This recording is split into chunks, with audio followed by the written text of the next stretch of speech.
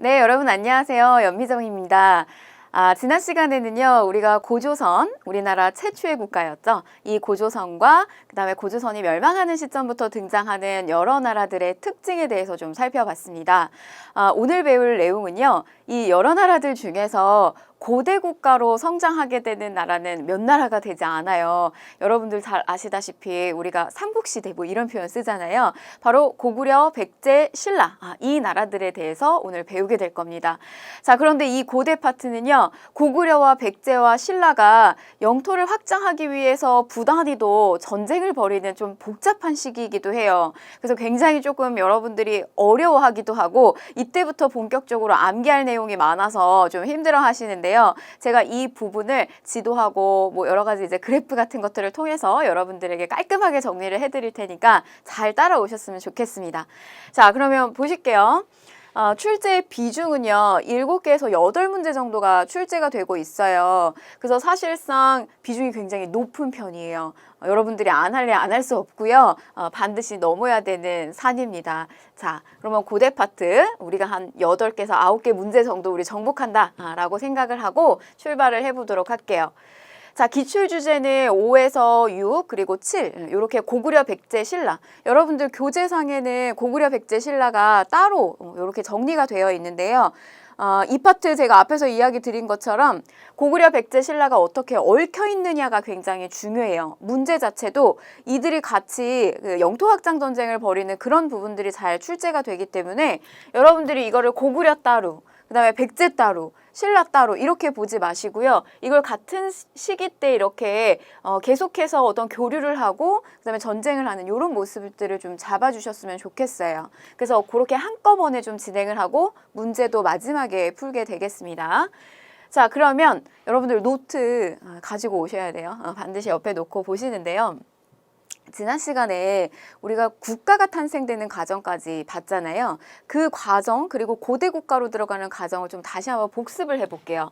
자, 보시면 구석기 시기 때는 여러분 사회의 모습이 떼지어서 좀 이렇게 무리지어서 다니는, 그래서 어떻게 하면 내 생명줄을 계속 부여잡고 살아남느냐, 이게 되게 중요한 시기였잖아요. 그래서 자연에 의존하면서 여기저기 이동하는 뭐 이동 생활의 모습도 하고 있었고, 바로 이 시기의 사회적 모습은 무리사회입니다. 자, 그런데 요게 농사가 시작되는 신석기 시기 때에 들어가게 되면서부터는 정착 생활을 하게 되죠. 그러나 아직은 이 시기도 아직은 이 시기도 정착 생활을 하기는 하지만 계급이 발생하지는 않았어요. 그러나 조금 단위가 커지게 돼요. 자, 뭐냐면 우리가 부족이 생긴다, 부족 사회라고 표현을 하죠.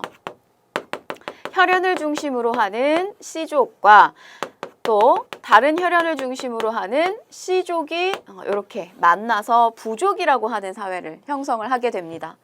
자, 그러다가 이게 우리가 이제 벼농사를 짓기 시작하면서 사유재산이라고 하는 게 생기죠.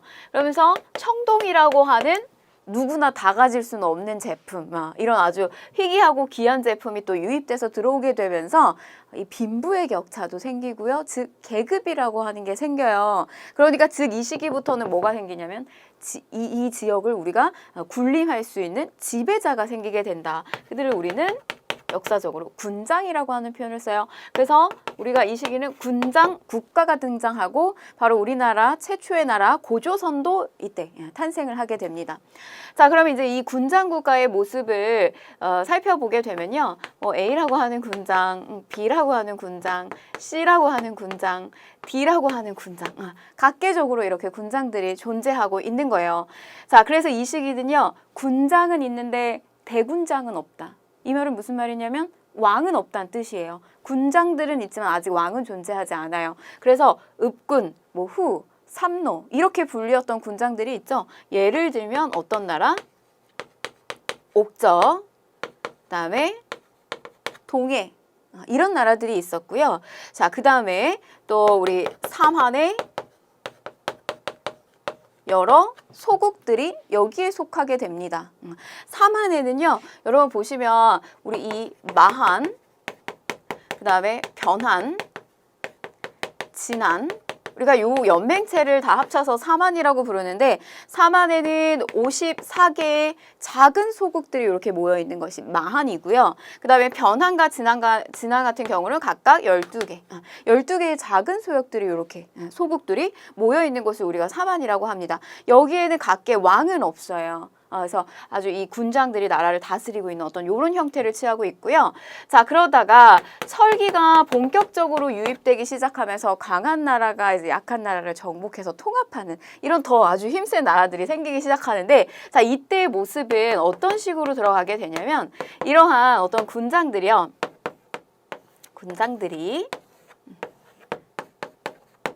왕을 선출을 하게 됩니다. 그래서 이렇게 어떤 연맹체의 형태로 움직여지게 되는 연맹국가의 모습이 보여지더라. 그래서 이렇게 왕이 있어요. 이 시기는 왕이 존재하고 있다. 그러나 왕이 존재는 하고 있지만, 자, 왕은 있지만 이 왕의 힘이 어떻다? 굉장히 약하다. 아직은 미약하다. 특히 어디에서 볼 수 있었어요? 부여 같은 경우에서 잘 볼 수 있었습니다. 그래서 나라가 흉년이면은 농사를 망치게 되면 왕을 어떻게 해야 된다? 죽여야 한다라고 하는 사료까지 있었다. 제가 이런 이야기를 드렸어요. 자, 그래서 이 시기에 대표적인 나라들 어떤 나라가 있었냐면 초기 고구려 같은 경우, 그리고 부여 같은 경우 이런 나라가 있고요. 그 다음에 자, 여러분 이 사만을 이끌었던 연맹체가 있어요. 근데 이 사만을 이끌었던 나라가 어느 나라냐면 이 마한한의 54개 국가 중에서 가장 조금 힘이 세고 강력한 나라가 목지국이라고 하는 나라가 있었습니다. 바로 이 사만이 이 목지국이라고 하는 나라에서 진왕이 이 사만 전체를 이렇게 연맹국가로서 끌고 가는 이런 또 모습도 보여지더라. 그래서 우리가 여기까지 좀 살펴봤는데요. 자, 이 철기 시기에서 이제 쭉 우리가 그 다음 과정이 사실은 오늘의 본론이에요. 그래서 이런 어떤 연맹국가에서 고대 국가로 발돋움을 하려면 우리가 이런 표현 쓰거든요. 중앙 집권화한다. 이런 표현을 써요. 근데 이렇게 중앙 집권화한다라고 하는 건 왕 쪽으로 이렇게 힘을 몰아주는 형태인데, 이 몰아주는 형태에서 더욱더 이 체계를 잡아요. 자, 왕이 상위에 있고요. 바로 여기에 그 이전에 어떤 군장이나 부족장에 해당됐던 이러한 존재들을 어떤 크기에 맞게끔 이런 식으로 귀족 관료 체제로 체계를 잡아주는 형태, 바로 이러한 시스템까지 넘어가는 나라가 어떤 나라가 있었느냐를 살펴보는 겁니다. 자, 그럼 여러분 이런 구조를 갖게 되려면 고대 국가 또는 중앙 집권화를 잘 이루기 위해서 해야 되는 어떤 성립 조건들이 있어요. 자, 그런 조건에 해당되는 것이 뭐냐면, 자, 일단 첫 번째, 왕위가 세습되어야지 된다. 자, 무슨 말이냐면 그 이전에 이런 초기 고구려나 부여의 모습 같은 경우는요, 왕이 존재하지만 힘이 굉장히 미약했어요. 그래서 이들 사이에서 사실은 선출하거나 돌아가면서 왕이 됐었거든요. 그런데 이 중앙집권화 고대 국가로 들어오게 되면서는 더 이상 왕을 선출해서 이들에 대한 입김이 작용하지 않게끔 왕이 형제 아니면 또는 자기의 아들, 이렇게 부자 상소까지 넘어가게 되면 왕의 힘이 굉장히 강해질 수밖에 없습니다. 이런 체제로 더욱더 강력한 나라를 만들게 되는 거예요. 자, 이렇게 첫 번째. 자, 그 다음에 두 번째. 더 강력하고 힘을 중앙으로 모으려고 하는 이런 나라 만들려면 뭐가 필요하냐면 법이 필요해요. 자, 그래서 율령, 반포. 자, 저 율령이라고 하는 거에 들어가 있는 것은 관리들의 관등이나 그 다음에 관복, 우리가 공복이라고도 이야기하는데요. 얘를 공복이라고 씁시다. 관등이나 공복제 같은 시스템, 이런 것들 좀 생각해 보시면 되겠고요. 자, 그 다음에 세 번째. 자, 세 번째 보시면 필수적이에요. 국가를 형성하기 위해서 필수적인 거. 자, 영토를 확보하는 거. 그래서 이 시기에는 부단히도 영토 확장 전쟁이 일어나게 돼요. 그래서 이 나라를 통합하기 위해서 배신을 한다던가 사실은 이런 게 뭐 이 시기에 비윤리적이다, 비도덕적이다 이런 게 조금 걸맞지는 않아요. 필수적으로 필요한 확보하기 위한 영토들 이런 것들 획득하기 위한 영토 확장 전쟁이 굉장히 부단히도 많이 일어나고 당연스러울 수밖에 없는 시대적인 분위기입니다. 자, 그 다음에 마지막 네 번째는요. 자, 이런 어떤 성립 조건들이 아무리 중요해도 더욱더 강력한 나라를 만들기 위해서는 사실은 뭐가 중요하냐면 사상적인 부분을 통합하는 거예요. 그래서 이 사상적인 부분을 통합하기 위해서 왕을 굉장히 이렇게 상징적인 존재로 만들게 되면서 이들의 어떤 이성적이고 어떤 시스템적인 부분만 지배하는 것이 아니라 정신적인 부분까지도 완전히 다 끌어안는 거죠. 바로 그래서 이 시기에는 불교를 수용하고 공인하게 되는 고대 국가에서 보여지는 어떤 사상과 관련된 부분입니다. 그래서 이러한 부분들을 어떻게 잘 갖추어 나갔는지를 우리가 살펴보는 것이 고대 국가 파트에 들어가게 되면 고구려에도 왕이 쏟아지듯이 나오고요. 백제도 왕이 쏟아지듯이 나오고 신라도 많이 나와요. 근데 이렇게 많이 나오는 왕들 중에서 어떤 왕이 중요하느냐 이렇게 했을 때 여러분들은 그러면 왕위 세습을 부자 세습으로 했던 왕이 누구지? 아, 율령을 반포해서 공복제랑 관득제를 만든 왕이 누굴까? 불교를 수용하고 공인하면서 이 왕이라고 하는 존재를 굉장히 이렇게 상위에 두면서 나라를 통합하려고 했던 왕은 누구였을까? 이런 것들을 포인트 잡아가면서 보시는 거예요. 이게 바로 이제 시험의 포인트라고 생각을 하시면 되겠습니다. 자, 요 과정을 반드시 좀 체크를 하시고요. 자, 그러면 첫 번째 나라, 이 고구려의 모습부터 좀 살펴보도록 할게요. 자, 우리 이 첫 번째 가정은요, 건국의 가정이에요. 자, 그래서 보시면, 고구려 백제 신라가 어떻게 건국을 했느냐. 자, 우리 이 삼국사기라고 하는 문헌 사료를 살펴보게 되면 이거는 신라 중심으로 기록된 역사입니다. 김부식 유학자였던 김부식에 의해서 쓰여졌던 신라 중심의 역사서라 이 기록상에서는 건국의 순서가 신라, 고구려, 그다음에 백제 이렇게 건국이 됐을 것이다 라고 기록하고 있지만 학계에서는 실제로 이 신라가 먼저 건국됐다고 보지 않아요. 건국의 순서는 고구려, 백제, 신라의 순으로 보고 있습니다. 실질적으로 중국의 역사가 우리보다 굉장히 좀 빠른 편인데 이 중국의 역사 속에서 같이 맞물리는 나라는 초기에는 이 고구려가 먼저 보였다라고 해요. 그래서 여러 가지 그때 당시에 보여지는 문헌 사료들을 통해서 당시에 우리 이 아시아권에서 우리 한반도에서 먼저 건국된 나라가 어느 나라였을까? 학계에서는 이제 고구려 정도 이렇게 보고 있습니다. 자, 그러면 보시면 그 건국의 여러 가지 이제 설화들이 삼국사기라든지 이제 이런 어떤 문헌 사료 속에서 살펴볼 수가 있는데요. 고구려는 여러분 아시다시피 고주몽, 알에서 태어난 이 주몽이 건국한 나라로 우리가 잘 알고 있어요.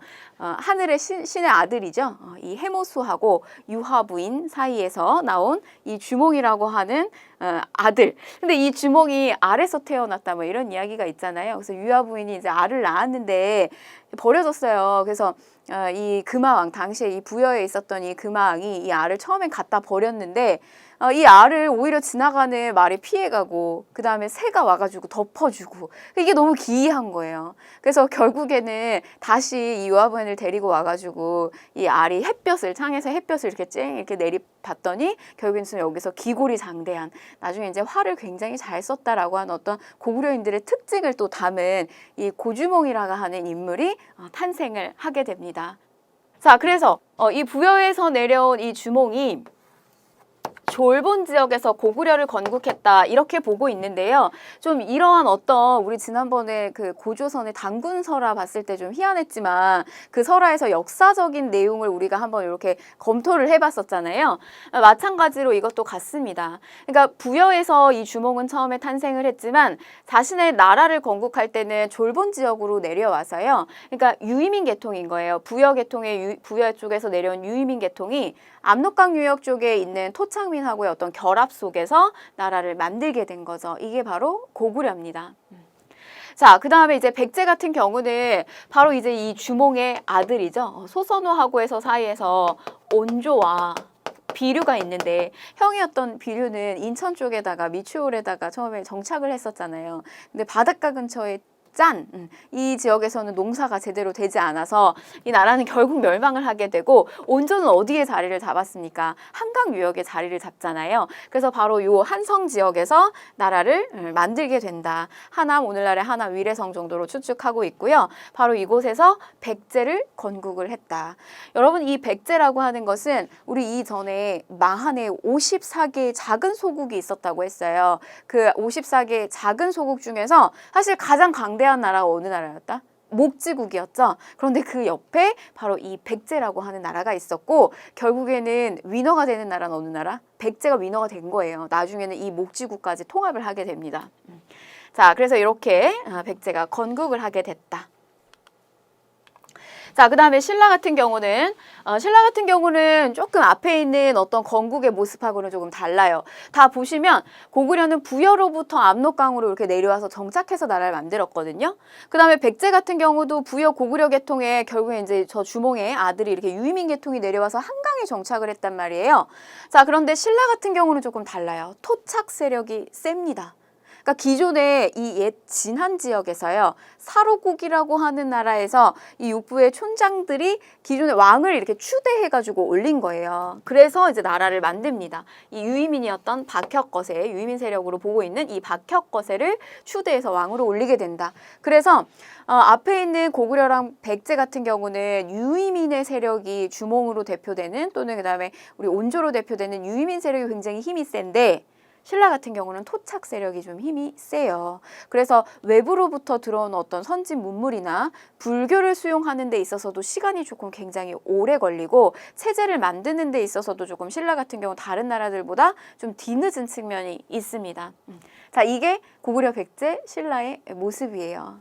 박혁거세도 여러분 우리가 좀 이건 여러분 사실 고급이라서 우리 심화 과정이죠. 이 심화 과정이어서 제가 건국설화는 조금씩 생략한 부분들이 있는데 우리가 중급 정도 보게 되면 박혁거세도 여러분 아래서 태어났죠. 다 이렇게 신성시되는 이야기들이 좀 있습니다. 박혁거세 역시. 자, 넘어가셔서 그러면 우리가 요거를 세기별로 나눠서 조금 살펴보셔야 돼요. 제가 고구려 백제 신라 이거 맞물리는 과정이 굉장히 중요하다라고 이야기를 드렸습니다. 자, 여러분 노트를 피시고요. 자, 요 어떤 표를 하나 좀 그리시는데 자, 한쪽에는 제가 그래프, 그다음에 한쪽엔 지도를 통해서 양쪽 면으로 이 시기를 좀 한 번에 보여드릴 거예요. 자, 그래서 보시면 지금 고구려 백제, 신라 우리가 역사적으로 어디가 먼저 건국됐다고 본다? 자, 이 고구려 먼저 건국됐다고 보고 있습니다. 그래서 어떤 출발선에 있어서는요. 고구려가 빨랐다는 거예요. 건국의 순서가.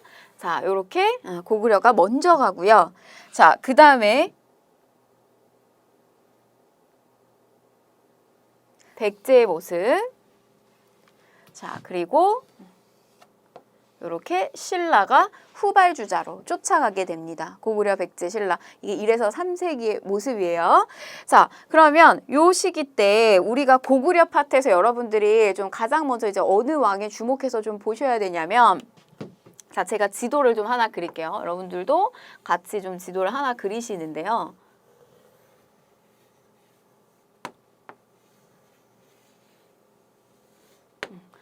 자, 보시면 우리가 처음에 이 고구려라고 하는 나라는 졸본 지역에서 나라를 처음에 건국했다. 조금. 자, 졸본 지역의 나라를 건국했다가요. 자, 이 졸본 지역에서 압록강 유역 일대로 더 가까워지는 국내성 일대로 들어오게 되는데 자, 고구려 1대 왕이 주몽이고요. 그 다음에 2대가 유리왕입니다. 그래서 이 유리왕과 관련해서 잘 나오진 않지만 수도에 대한 천도 처음에 이제 산성 지역 일대에서 조금 더 이렇게 평야로 내려오게 되는 요 국내성 일대의 자리를 정착하게 되는데요. 요게 2대 유리왕 때라고 하는 것만 좀 하나 기억을 좀 하시고요.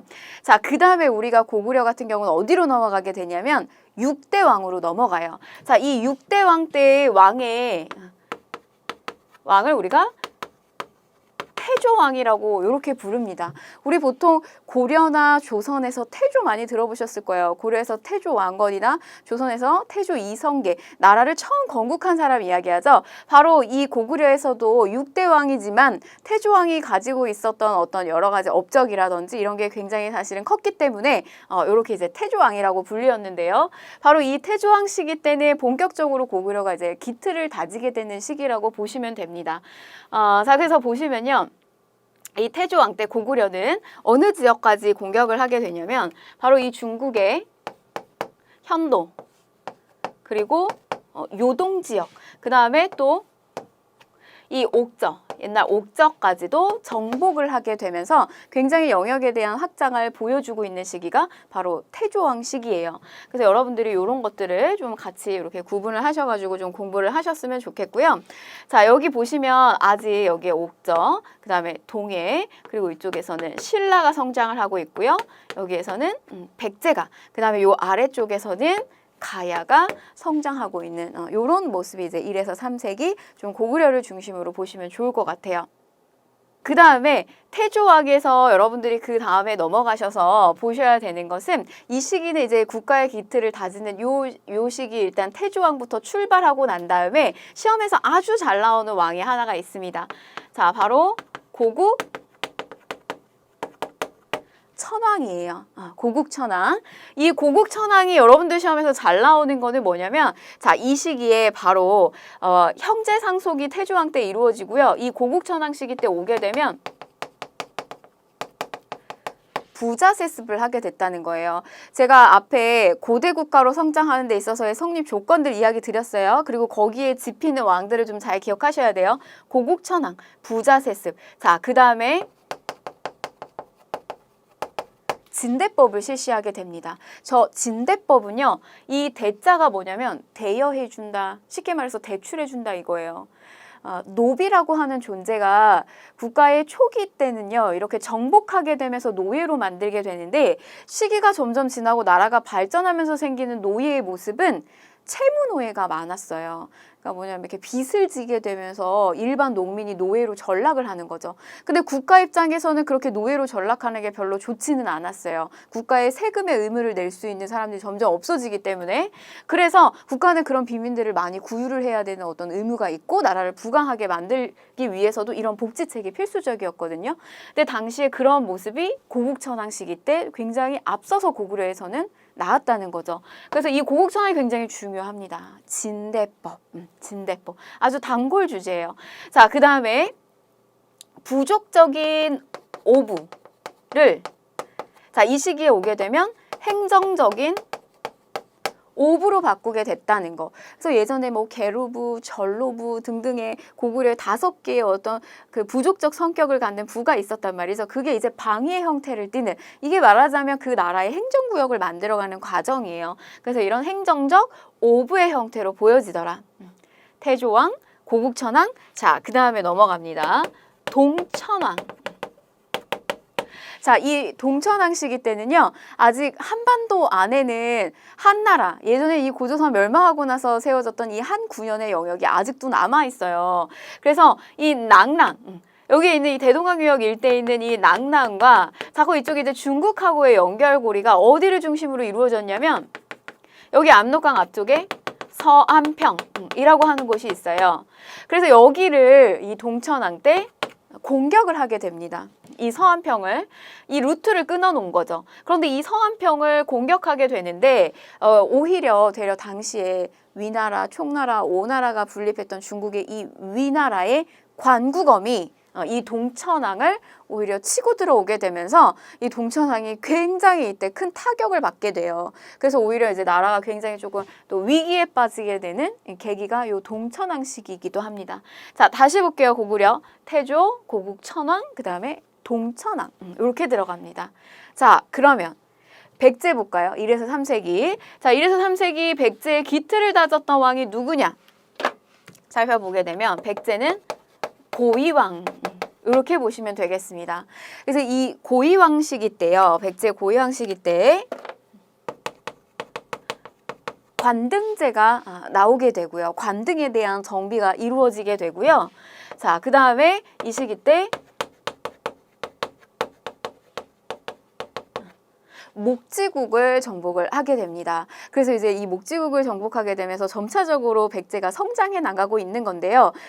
그런데 아직 여러분 안심할 정도는 아니에요. 왜냐하면 이 옛 마한 지역에서는 백제뿐만이 아니라 목지국이 있고요. 54개, 이거 이외에도 52개에 해당되는 아주 작은 소국들이 굉장히 많았다는 거죠. 그래서 이 마한 전체를 다 통합해서 이 지역 일대를 백제가 장악하는 때가 언제냐, 이거를 또 한번 생각하고 계셔야 돼요. 그래서 요 고이왕 시기 때는 목지국만 일단 정복을 하고서 한강 유역을 차지하게 됐다라고 하는 거.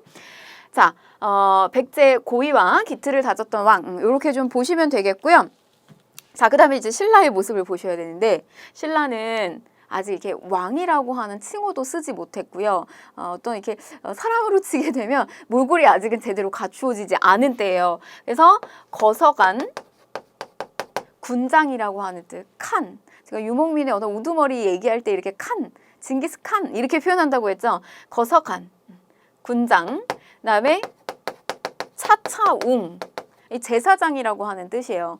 자, 그다음에 이사금, 요런 표현들. 그래서 이건 연장자를 의미하게 됩니다. 그래서 아직은 요런 표현, 왕이라고 하는 칭호 쓰여지지 않고요. 저런 표현을 쓰게 되면서 시기가 지나면서 요 이사금 시기 때 박씨와 석씨와 김씨가 돌아가게 되면서 이렇게 왕위를 하게 되는 요런 모습들이 보여지고 있어요. 그러니까 중앙으로 힘이 아직 강력하게 모여지지 않은 상태다. 이렇게 보시면 되겠습니다.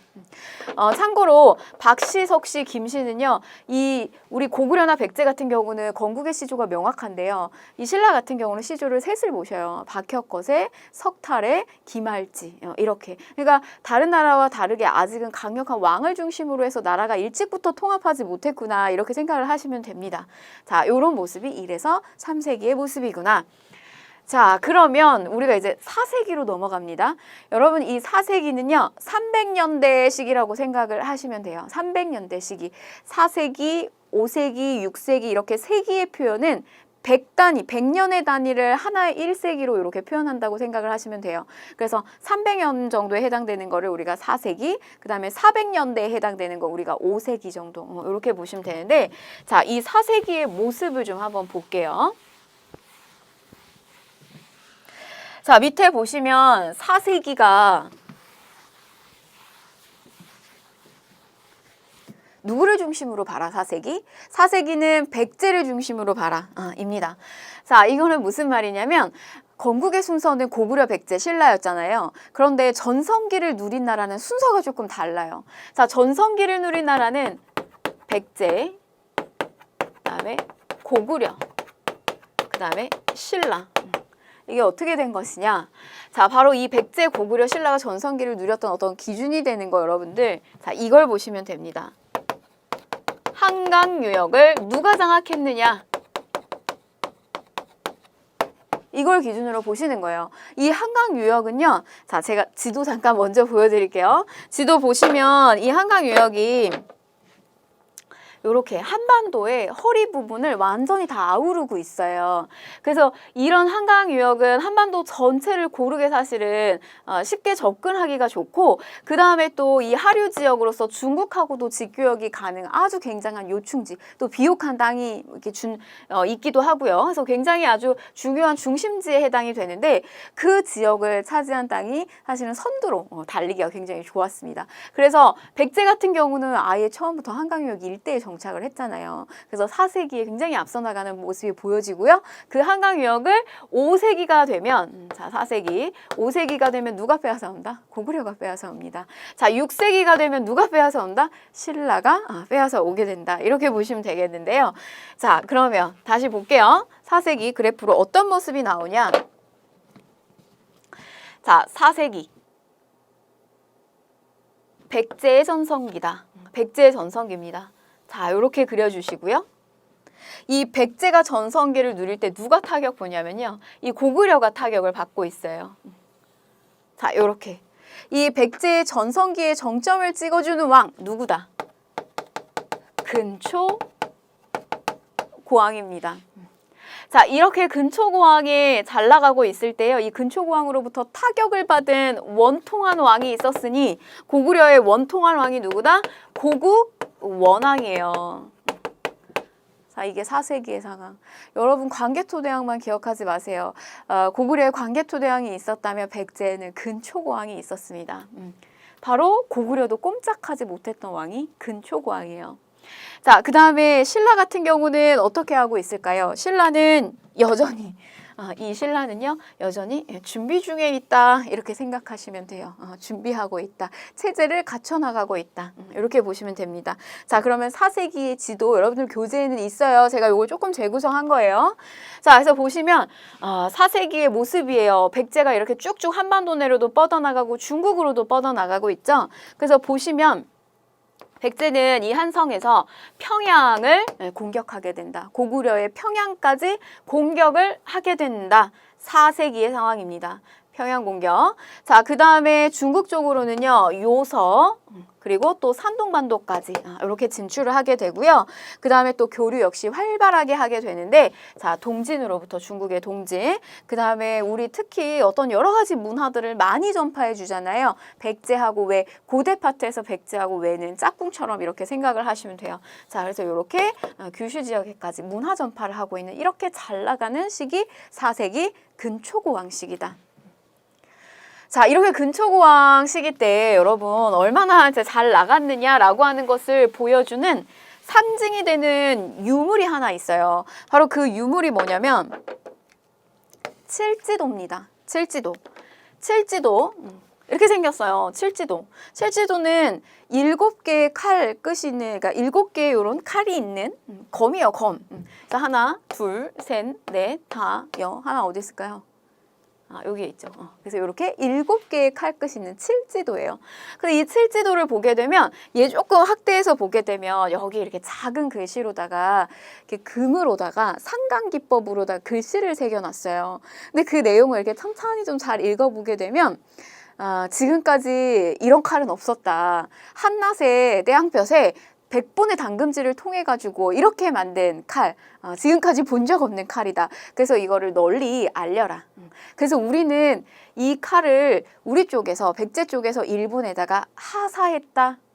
이렇게 해석을 하고 있어요. 그런데 일본 쪽에서는 되려 사실은 이 칠지도는 우리가 하사한 것이 아니라 우리가 일본에게 외에게 이렇게 바쳤다. 이렇게 해석을 하고 있습니다. 서로 조금 충돌되는 측면이 있는데요.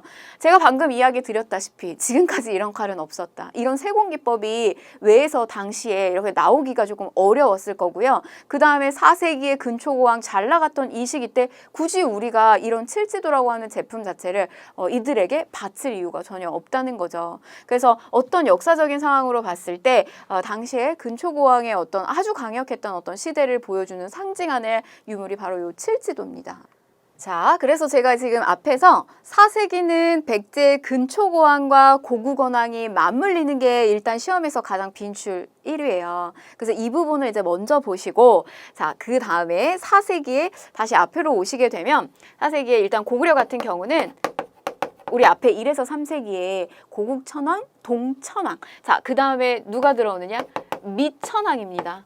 미천왕. 그러니까 여러분들은 요 우리 앞에 있었던 그래프에다가 이 미천왕, 이 고국원왕 앞에 이렇게 미천왕 이라고 체크를 해두셔도 좋아요. 자, 그래서 보시면 앞에 동천왕에서 우리 서안평을 건드렸다가 위나라의 광구검의 침입을 받아서 굉장히 큰 타격을 받았잖아요. 그런데 그런 것들 그리고 이제 뭐 낭낭하고 어떤 연결 루트를 끊으려고 했다가 오히려 타격을 받았는데 그거 누가 다 해결한다? 이 미천왕 때 다 해결을 하게 됩니다. 언제? 미천왕. 제가 막 이 미친 왕이다 막 이렇게도 표현을 하게 되는데요.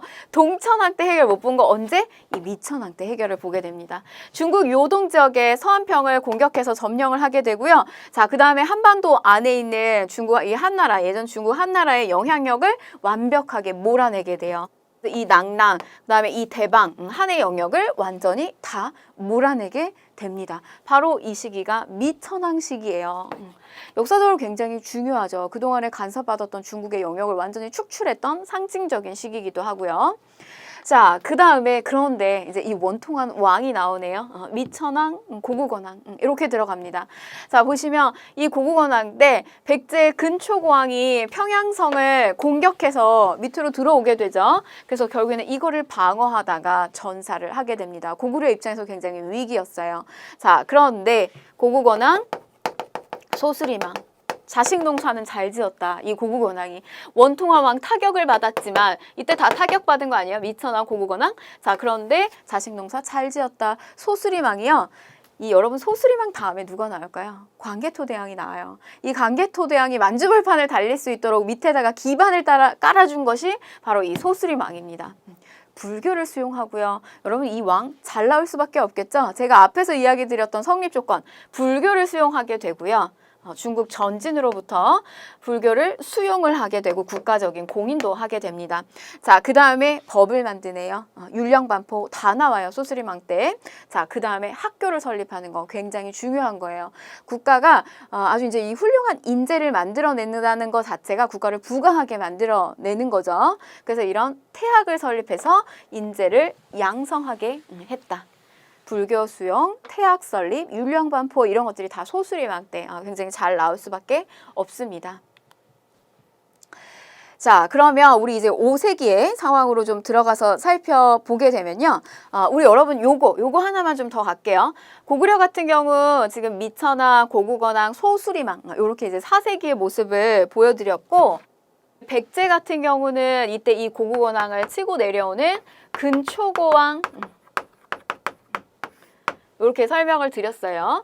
그 다음에 이제 이 근초고왕이 근초고왕 이후에 나오는 침류왕 하나 보시는데 요 침류왕 때 불교가 수용되고 공인이 됩니다. 요 침류왕 때. 그래서 요거 하나 여러분들 교재에는 있어요. 그래서 불교가 침류해서 들어오게 된다. 이렇게 그래프상에다 같이 좀 표현을 해주시면 좋겠다. 이렇게 보시면 되겠습니다. 신라 어떻게 하고 있다고요? 여전히 준비 중에 있다. 자, 그러면 5세기로 좀 넘어가서 살펴볼게요.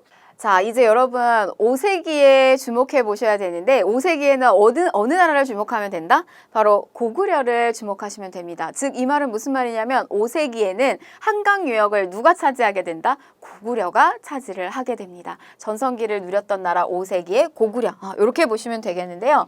자, 5세기의 그래프를 한번 그려볼게요. 자, 5세기의 상황은 백제하고 고구려가 완전히 바뀌게 됩니다.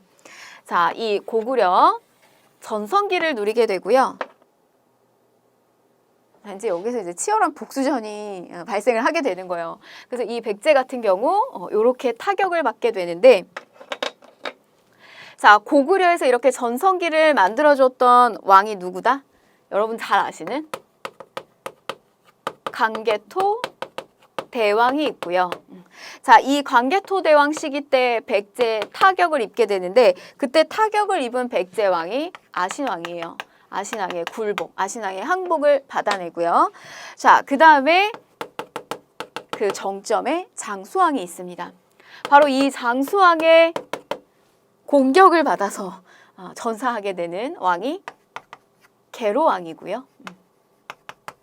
그래서 바로 5세기의 상황은 이런 모습을 주목하시면 되겠어요.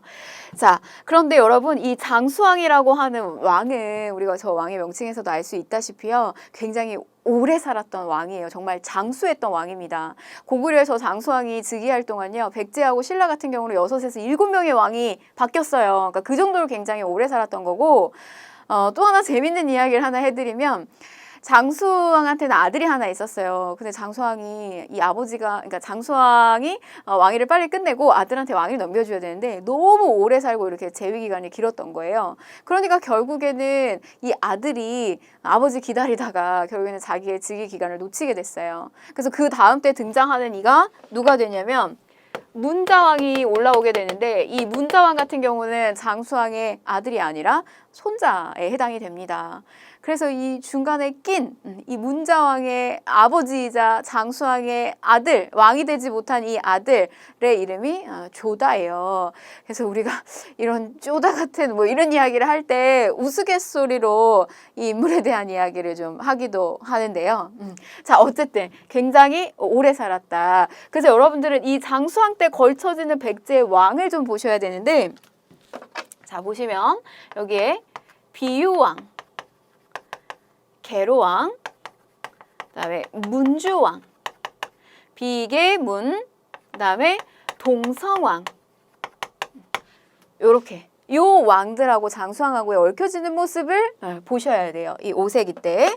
자, 그 다음에 신라의 모습 보실게요. 자, 그러면 신라 어떻게 하고 있을까요? 신라 여전히 준비 잘 하고 있는데 이렇게 강력한 왕들이 위에서 밀고 내려오기 때문에 타격을 안 받을 수가 없어요. 그래서 이 신라 같은 경우도 이렇게 파도를 타게 됩니다.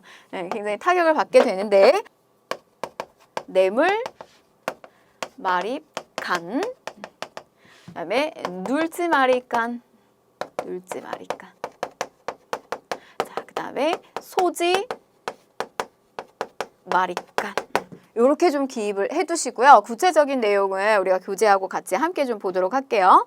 자, 그다음에 이렇게 광개토대왕이 밀고 내려올 때 뇌물마리간 쪽에도 타격을 같이 줬는데 이 옆에다가 호우명, 그릇 이렇게 좀 써두시면 좋겠습니다. 자, 그럼 5세기의 고구려의 모습 한번 볼까요? 만주벌판 달려라 광개토대왕. 자, 위로 영역, 후연, 선비조, 거란, 부여, 숙신, 동부여까지 이렇게 장악하는 고구려의 모습이고요. 아래로도 이 평양성 아래로도 수도를 국내성에서 평양성으로 밀고 내려오게 되면서 남진 정책을 추진하게 되고요. 그 다음에 요 한강 유역 일대까지 다 차지하면서 이 충주 고구려비 보이시죠? 여기까지 밀고 내려오게 된다. 이 밑에 보세요. 백제, 신라, 가야가 아주 좋은 땅덩어리에서 같이 이렇게 뭉쳐 있는 것을 볼 수가 있습니다. 자, 이게 5세기의 모습이에요. 5세기 고구려의 모습. 자, 그러면 광개토대왕 좀 구체적으로 보실게요. 영락이라고 하는 연호를 썼습니다. 영원히 즐기자. 영원히 또는 즐겨라. 이 연호라고 하는 건요. 당시에 광개토대왕, 그러니까 그 왕이 살고 있었던 시기를 나타내 줄 수 있는 어떤 표현이에요. 시대를 보여주는 표현. 그래서 영락을 썼구나 이러면 저 시기는 광개토대왕이 즉위하고 재위하고 있었던 시기였구나. 당시 중국의 황제들만 썼었던 때에 이 광개토대왕이 굉장히 이렇게 우리의 독자적으로 자주적으로 연호를 사용을 하는 모습을 볼 수가 있어요. 내가 살고 있는 이 시대에 너희들 백성들 영원히 즐겁고 평화로워라. 아마 이런 의미를 또 담고 있지 않을까 한번 추측을 해봅니다. 자, 보시면 많은 지역을 또 정복을 하게 되고요. 백제 아신항의 항복을 받아내서 한강의 이북 지역을 점령을 하게 됩니다. 자, 그런데 광개토대왕 즉위 시기에요.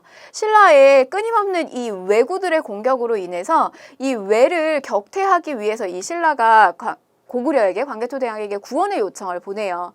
그래서 이 광개토대왕이 보병과 기병의 5만의 군사를 보내가지고 이 신라를 도와주게 되는데, 그러면서 이제 결국에는 왜를 격퇴하게 되고 이 신라 쪽으로 들어오면서 신라의 영향력이 굉장히 커지게 됩니다. 그래서 아마 이 시기 때 신라 같은 경우는요. 이 시기 때 뇌물마리간 시기 때 김씨가 왕위를 세습하는 모습을 보이게 되거든요. 이게 바로 어떤 고구려의 영향력이 좀 많이 작용되지 않았을까 이렇게 또 보고 있기도 하고요.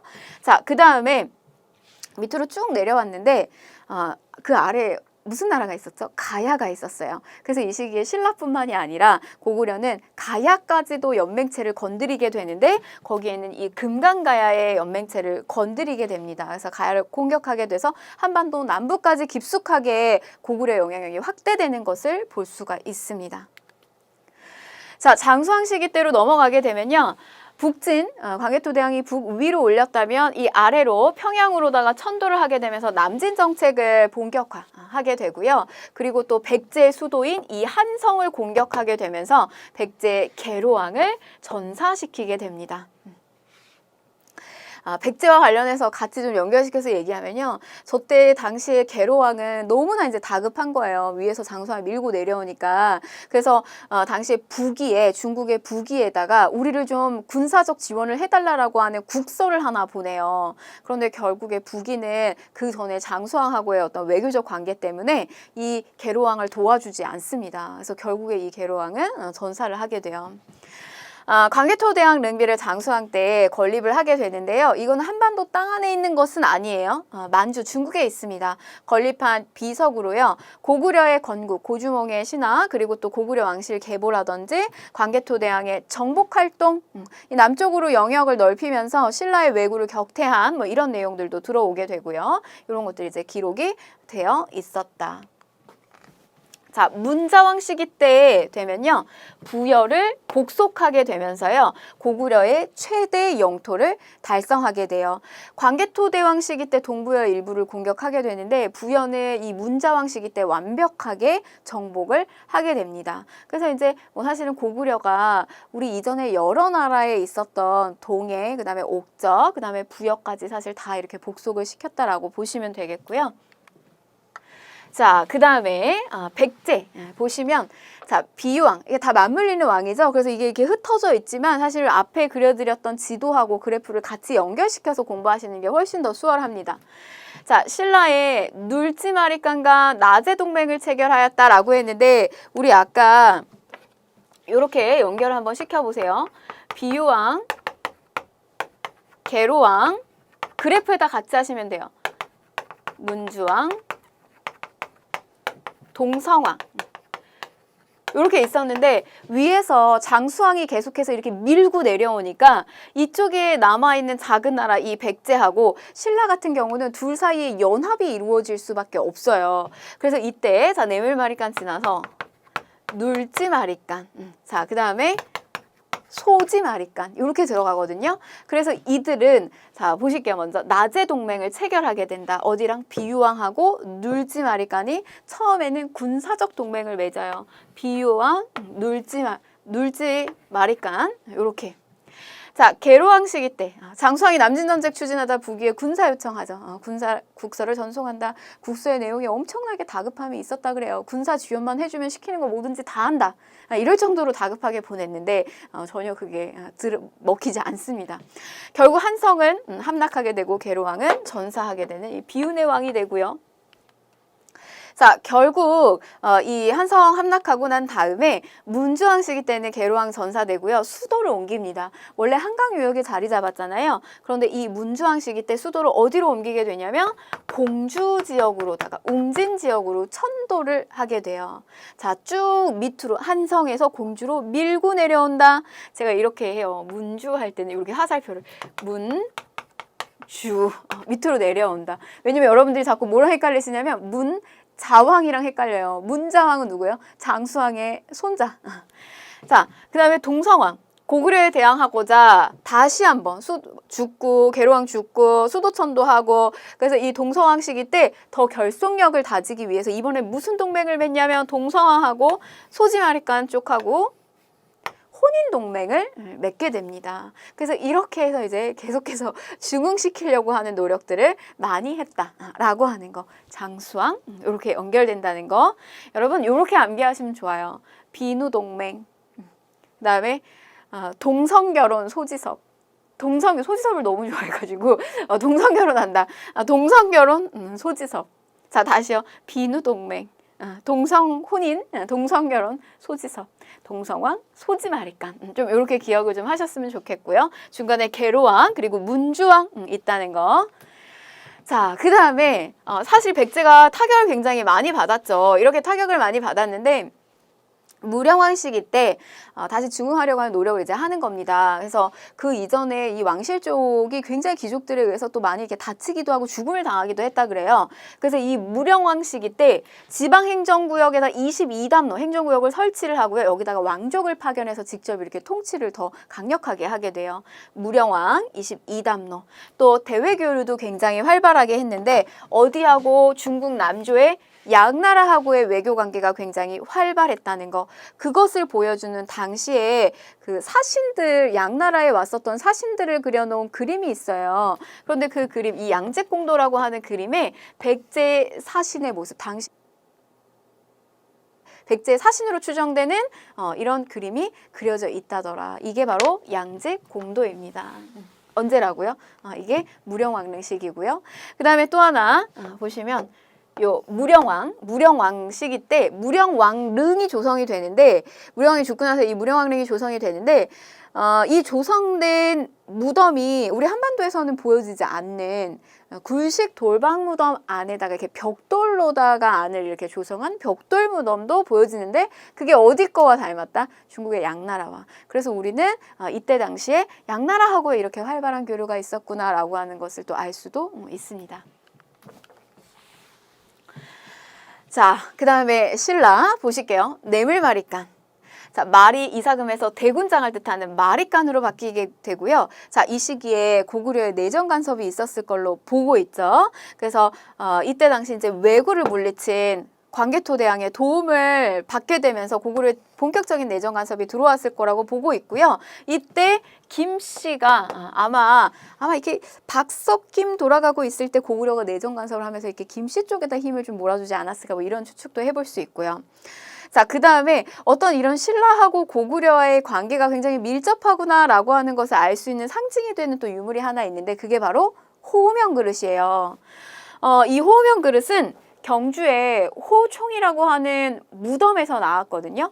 이게 이제 호명 그릇인데 문제는 경주에서 신라 땅에서 나온 이 그릇의 밑바닥에 광개토대왕의 이름이 새겨져 있고요. 그 다음에 이제 서체라든지 이런 것도 문자의 체도 광개토대왕 릉비의 이 서체하고 굉장히 비슷했다는 거예요. 그래서 둘 사이에 어떤 밀접한 관계가 있었구나를 보여주는 대표적인 유물이 바로 이 호명 그릇입니다.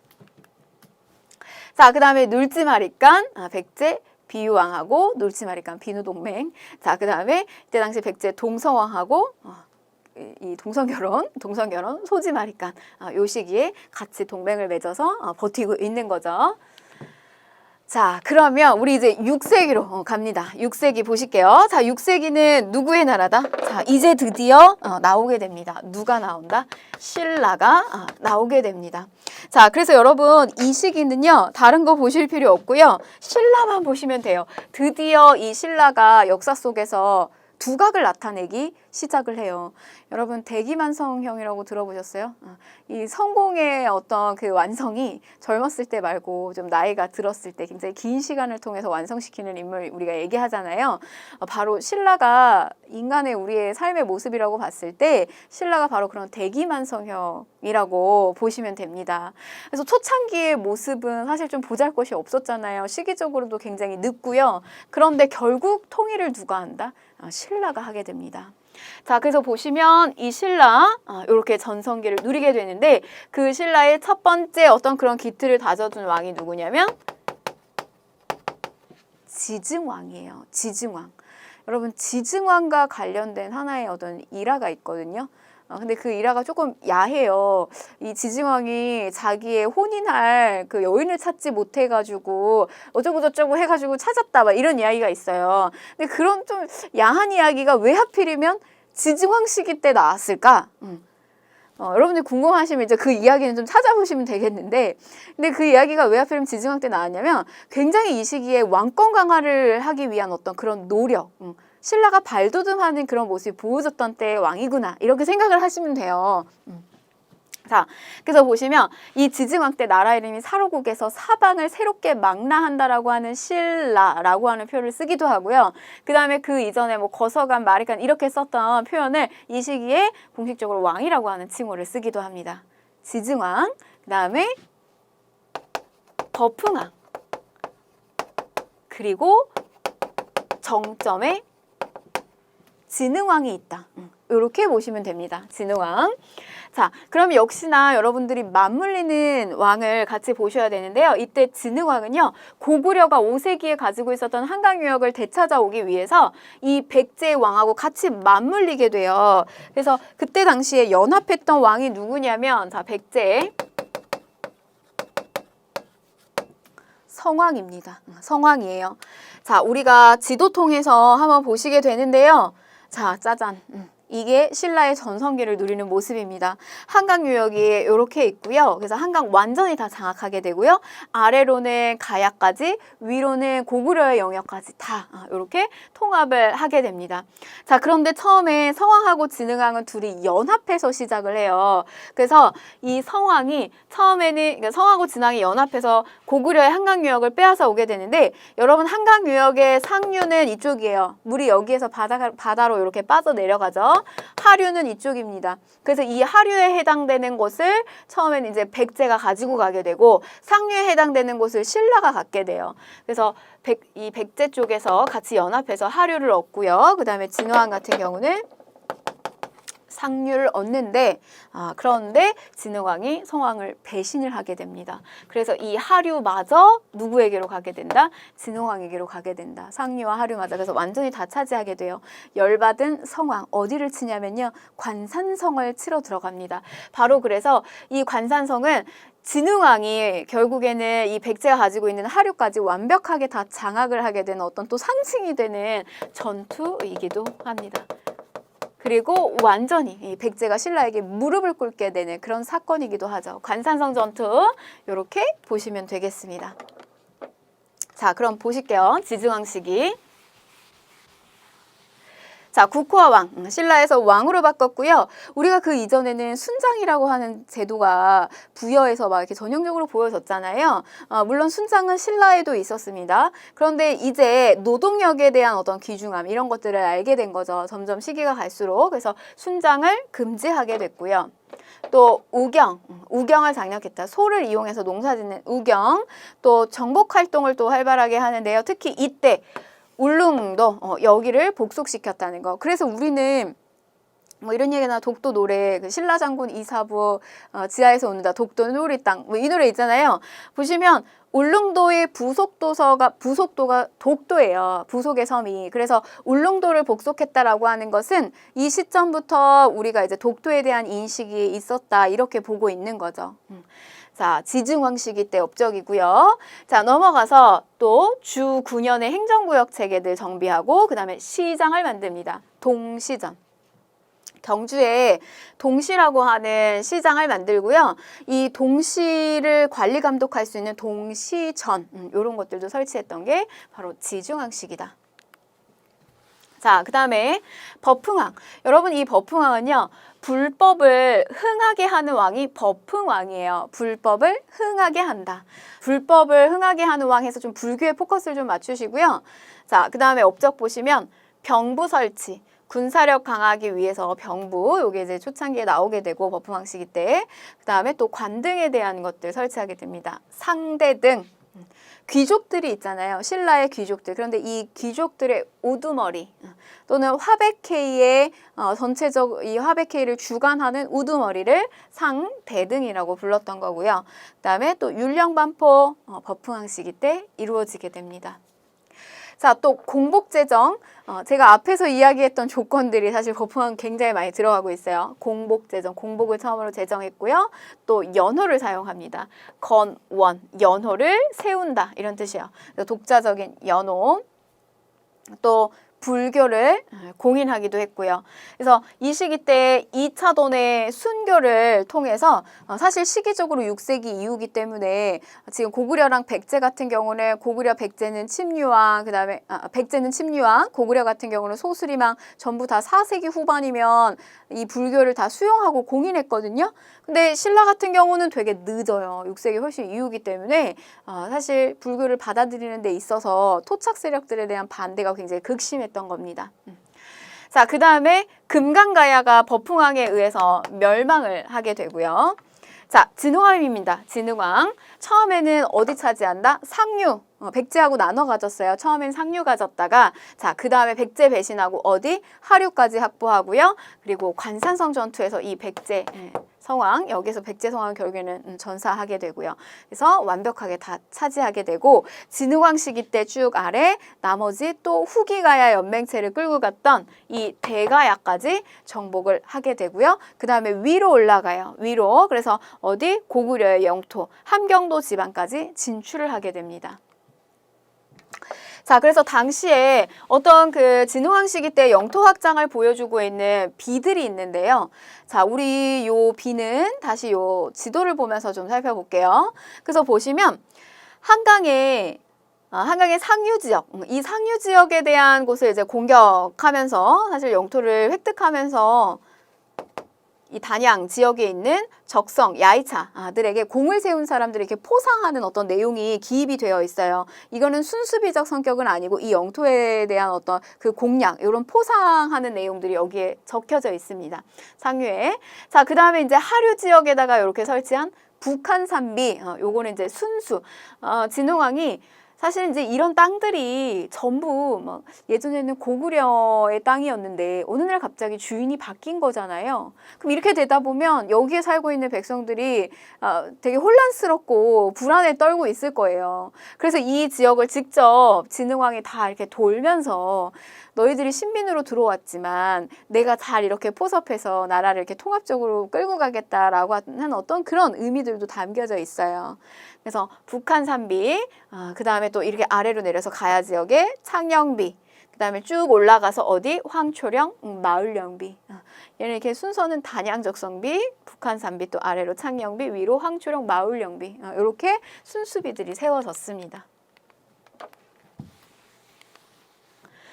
자, 그 다음에 화랑을 개편했다. 청소년 집단인 화랑도 신라가 나중에 삼국을 통일하는 데 있어서 아주 어떤 그 인재를 잘 양성해 놓으면서 그 발판을 마련해 놨거든요. 그 시스템이 뭘까? 그게 바로 화랑이라고 생각하시면 되겠고요. 자, 그 다음에 역사서인데요. 역사서는 언제 쓴다? 잘 나갈 때 쓴다. 백제 같은 경우 언제 썼어요? 근초고왕 시기 때 썼습니다. 고흥에 서기가 있었고요. 신라 언제 쓴다? 6세기 진흥왕 때, 최대 영토를 차지했던 이 진흥왕 때 잘 나갈 때 씁니다. 국사라고 하는 역사서를 쓰게 되고요. 자, 백제로 넘어가 볼게요. 백제 진흥왕하고 맞물렸던 좀 비운의 왕이죠. 성왕이에요. 이 성왕 시기 때는 수도를 원래는 이제 웅진으로 쫓겨 내려왔단 말이죠. 웅진으로 언제 쫓겨 내려왔죠? 요렇게 주왕 때 쫓겨 내려오죠. 근데 이렇게 밀려왔기 때문에 저기는 수도를 방어하기에는 되게 적합하지만 조금 이렇게 뭔가 이 나라를 이렇게 안정적으로 끌고 가면서 이렇게 만들기에는 사실 적합하지가 않은 수도였어요. 그래서 웅진에서 조금 더 넓고 좋은 지역으로 바꾸게 되는데 거기가 이제 이 사비, 그래서 아래쪽에서 이제 국호를 남부여 뭐 이렇게 쓰기도 했고요. 자, 그 다음에 국호를 남부여로 고치고 체제 정비를 하게 됩니다. 성왕이 이제 노력을 하는 거죠. 중앙에다가 관청을 22부의 관청을 만들고요. 행정구역을 5부 그리고 5방 체제 정비하고 또 이 시기에 백제 같은 경우는 일본에다가 승려 놀이사치계를 보내서 불경하고 불상을 또 전파하는 모습들도 보여집니다. 자, 그 다음에 이제 대외 파트 보시게 되면 자, 하류 지역 처음에는 신라 진흥왕하고 연합해가지고 했죠. 차지를 했죠. 그런데 결국 하류 지역 상실하게 되고 관상선 전투에서 전사하게 된다. 자, 결국 이제 나제 동맹은 완전히 결렬되게 됐다. 이게 바로 이제 사비에서 이루어지는 모습들이죠. 자, 다음 여러분 이제 7세기입니다. 7세기 600년대에 해당이 되는 거예요. 자, 여러분 우리 이 신라가 삼국을 통일하게 되는 연도가 676년이에요. 그러면 이게 이제 7세기 중반쯤이 되거든요. 7세기 중반. 그러면 이제 이 시기, 지금 통일기로 가는 시기구나. 이렇게 보시면 되는데 자, 여러분 노트에다가 어떻게 쓰시냐면요. 자, 이렇게 표시를 하시면 되겠어요. 자, 신라는요. 진흥왕 시기 때 이제 영토를 확장시키면서 강력하게 나라를 만들어가고 있는데 이 신라에게 도움을 줄 연합을 할 나라가 없어요. 점점 적을 많이 만들게 된 거죠. 자, 고구려로부터 한강 유역을 뺏어 왔기에 고구려하고 연합이 이루어지기 어려웠고요. 자, 역시 백제를 배신했죠. 백제 역시 마찬가지였습니다. 자, 그래서 이 신라가 손을 뻗은 나라가 어느 나라냐면 바로 중국의 당나라였다는 거죠. 그래서 이 연합의 구도가 나당 연합, 그 다음에 이렇게 여제 동맹, 바로 이러한 어떤 십자형의 외교가 보여졌던 시기가 7세기고요. 이 7세기의 상황은 이 나당 연합이 자, 첫 번째 백제를 멸망시키고요. 이 나당 연합이 두 번째 이 고구려를 멸망시키고요. 그러면서 결국에는 이 신라가 삼국을 이렇게 통일해서 나가게 되는 이런 과정의 모습이 통일신라로 가는 길이다. 이렇게 보시면 되겠습니다. 이 과정은요. 다음 시간에 다시 한번 나오게 될 거예요. 근데 여기서는 왕별로 다시 한번 정리를 하시게 될 겁니다. 먼저 자, 보시면 이게 교재에도 있는데요. 여러분들이 노트에다가 고구려의 영양왕, 영유왕, 보자 이렇게 왕을 먼저 쭉 한번 써보시고 백제 쓰시고 신라 쓰시고 이게 7세기의 상황이구나 이렇게만 좀 정리를 하시겠어요. 자, 고구려 영양왕입니다. 7세기 영양왕, 영양가 있는 왕이에요. 영양가 있는 왕이다.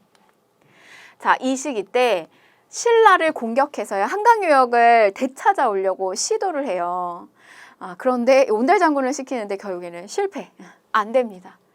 그리고 이때 또 수나라의 침입을 받게 되는데 그게 이제 살수대첩이에요. 그런데 이 살수대첩은 이제 우리 쪽에서 완전 이제 이 수나라를 또 물리치게 되는 어떤 그 커다란 사건이 되고요.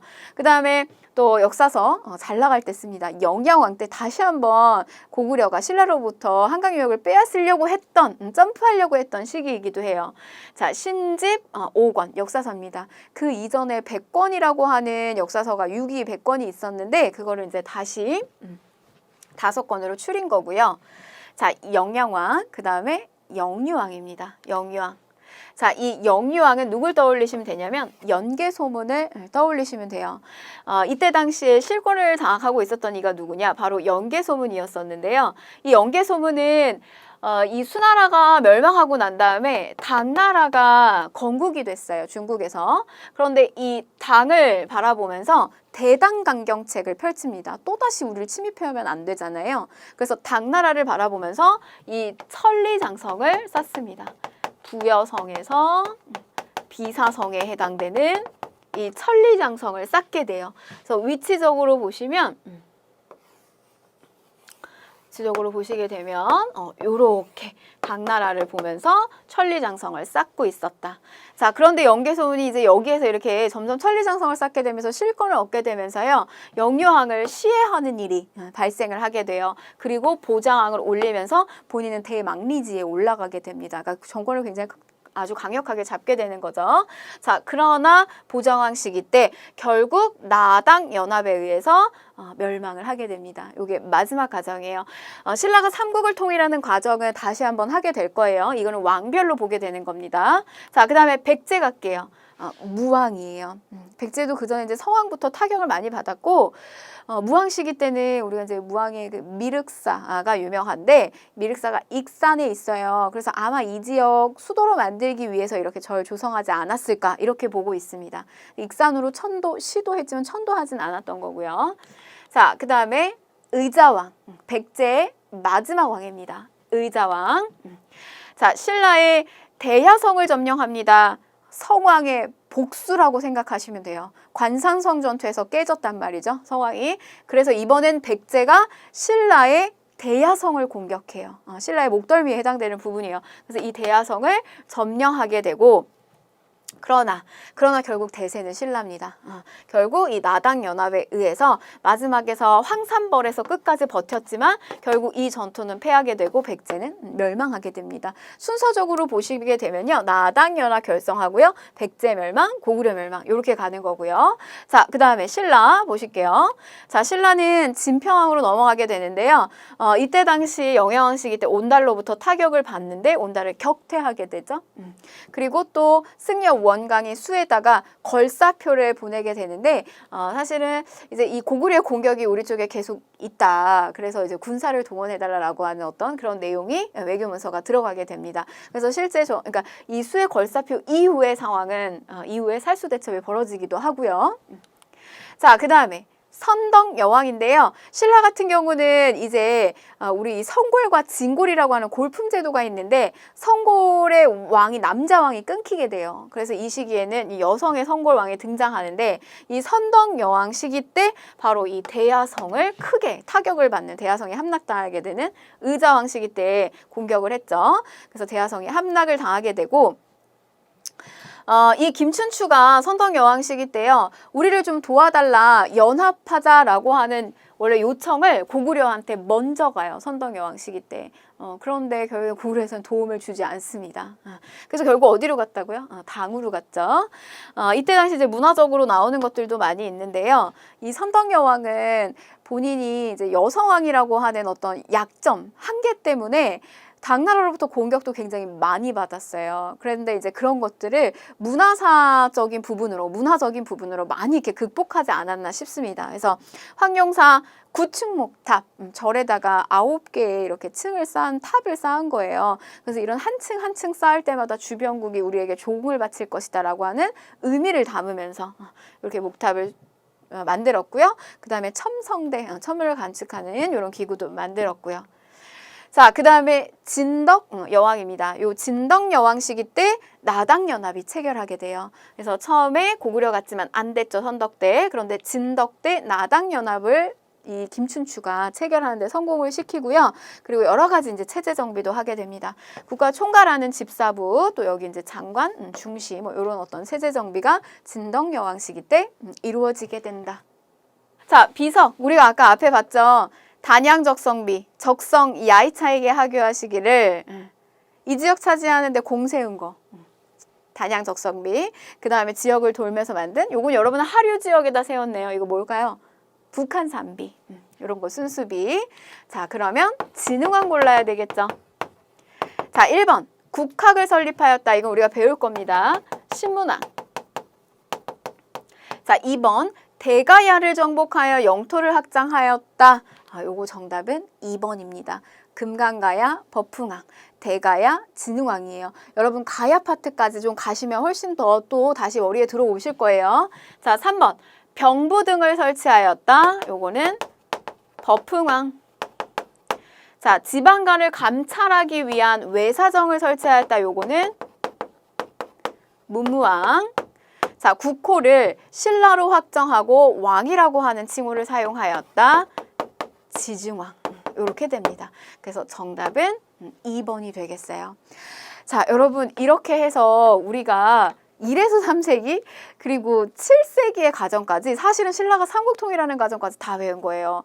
여러분 우리 이번 강의가 조금 학습 시간이 조금 길게 들어갈 거예요. 그리고 교재의 분량도 조금 이렇게 왔다 갔다 하셨을 거예요. 그래서 그렇게 좀 불편하셨을 수도 있는데 제가 어떻게 하면 여러분들이 조금 더 빨리 합격을 하기 위해서 어떤 좀 더 이렇게 눈으로 쉽게 익힐 수 있게끔 할 수 있을까? 그래서 이렇게 구성을 했기 때문에 여러분들이 지금 제 설명을 잘 듣고 나서 교재 같이 이렇게 한번 보시고 문제 푸시면요. 금방 충분히 하실 수 있을 거라고 생각을 합니다. 고대 파트는 아직 끝난 게 아니에요. 정치사는 우리 다음 시간까지 같이 연결되니까요. 조금 쉬셨다가 복습 좀 잘 하시고 다음 강좌로 넘어오시기 바랍니다. 네, 고생하셨습니다.